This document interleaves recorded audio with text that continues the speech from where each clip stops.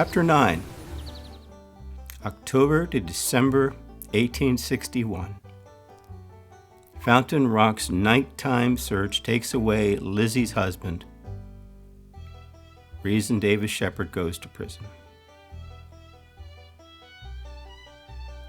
During the next 2 months, Davis Shepherd spent most of his time in camp, but when off duty would come to his family at Fountain Rock.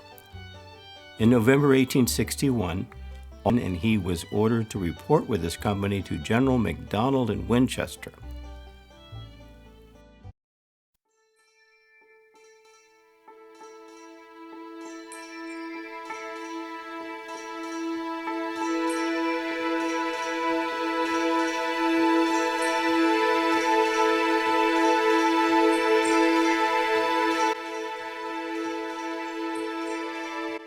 The same day that this order was received, a message was brought to him that Redmond Burke had escaped from the old Capitol prison in Washington and was waiting to see him in Shepherdstown.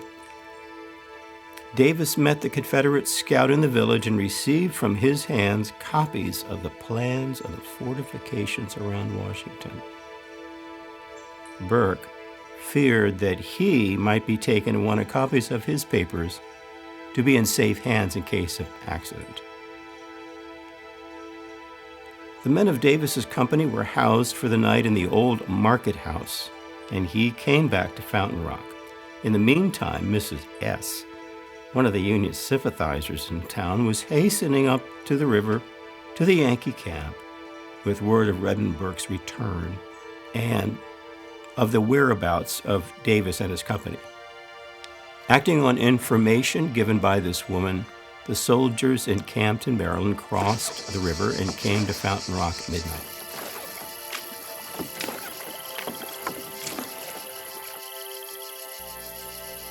The rap of bayonets on the door roused the family, who were ready in a few moments to meet the crowd of soldiers who pushed into the house and swarmed all over in every direction. Davis Shepherd disappeared at the first noise of their approach, and no one knew where he had hidden himself. A much safer situation than if the 4 frightened women had helped him find a hiding place. A demand was made for candles to aid in the search, and Helen or Tippy Boteler went to the pantry, but was so closely surrounded by men that she could not raise her hand from her side. She could raise her voice, however, and cried out indignantly, "Is this to be allowed?" Immediately the men fell back, and procuring the necessary light, she carried it for the searchers from room to room. They thrust their bayonets through every mattress, even lifting with the point of a bayonet the mattress of the crib in which little Fanny was sitting up in still, wide-eyed terror. Finding an old musket in the corner of one of the great garret rooms, they seized on it with enthusiasm. "Cap! Oh, Cap, here's a gun!" one of them cried. "Take it by all means," said Tippy, holding up the candle. "You will find it worthless. There are no useful arms here. They're all in the hands of our brave soldiers." This, pronounced with as much fervor as she could command, seemed to end their interest in the weapon, and they left it where it stood. Finally, they came to a curious cubbyhole under the roof where the old and newer parts of the building joined. This low attic space was entered by one of the soldiers, who had to crawl through a doorway not more than 2.5 feet high to search in it. And he came back in a moment, his face white and eye stared. "There's a man in there," he claimed, with as much fear in his tone as if he had found a wildcat. Davis Shepherd came out before they had time to fire at him and stood tall and straight in the narrow landing at the head of the garret stairs, facing his captors. He had taken off his uniform containing the papers and left them under the eaves. The soldiers did not go back for them, but allowing time only for a hasty completion of toilet, carried him off with them at once. When the little group of women saw him there in the hands of the enemy, with an unknown fate before him, All possibility of brave-sounding speech left them, and husband and wife said goodbye with the expressionless quiet of desperate self-control. On their way through town, the company separated. One of the squad went to the market house. The Union leader knocked at the door and called out in the darkness, "Get up, boys! Davis Shepherd is out here and wants you right away." "All right, we're coming. I'll go anywhere with Davis. I get up to fight a Yankee any time of night," came the answering calls from Davis's guard as they scrambled from bed and went out one by one to meet their unexpected capture. The other division of the company was on the lookout for Redmond Burke. They had been directed to the house of George McGlinchey, the town constable. Not finding the man they wanted here, they took McGlinchey prisoner instead. But Redmond Burke was in the house all the time. When the alarm came, he was seized with terror. He was a brave man, but the idea of being trapped this way was an agony. Hide me, he begged of McGlinchey's daughter. She took him to the top of the house and pointed to the rafters. A man could lie along one of those heavy beams in the obscurity of the dark garret in comparative safety, if he could once get there. Burke looked up, measuring the distance above his head with a quick eye, then turned to Jen McGlinchey in dismay.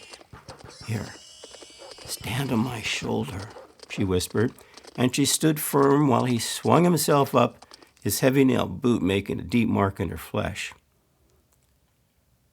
As she came down the stairs, she met the search party who were just entering. The sight of them filled her with anger, and taking her stand at the head of the narrow stairway with an axe handle, she beat back the soldiers who attempted to come up. When she finally allowed them to pass, Burke had so successfully hidden himself that they soon gave up the search. In the dark dawn, the Union soldiers rode back across the river with their prisoners and discussing the adventures of the night in Davis Shepherd's hearing. "My, but don't those rings on Miss Boteler's fingers sparkle," said one. "I'm coming back to get 'em someday." "I'd like to have a picture of her," said another. "Did you see how her black eyes flashed when she said, 'They're all in the hands of our brave soldiers,' mimicking the dramatic manner of Tippy Boteler.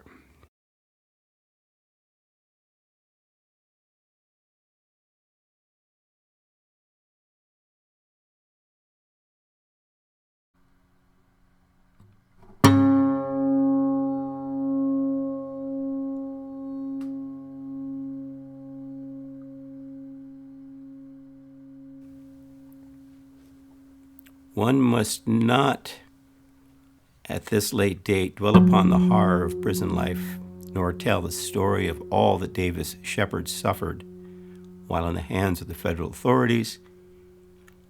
2 deliberate attempts were made upon his life, one at Keedysville and again at Williamsport.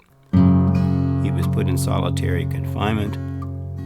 At one time, he was taken desperately ill, and the doctor who tended him looked him over and remarked, "It's a pity Alex Boteler's son-in-law should die a natural death." When they reached Washington, Davis Shepherd was made to march up and down the streets in the custody of his self-important captors until he could walk no further. They had to carry him at last, his cell in the old Capitol prison. When the articles for exchanging him as a political prisoner were prepared, it was said he was a prisoner of war. And when preparations were made for his exchange as a prisoner of war, they declared him a political prisoner. And his health was wrecked by what they called poisoned food, and every indignity was put upon him, and filth and disease surrounded him.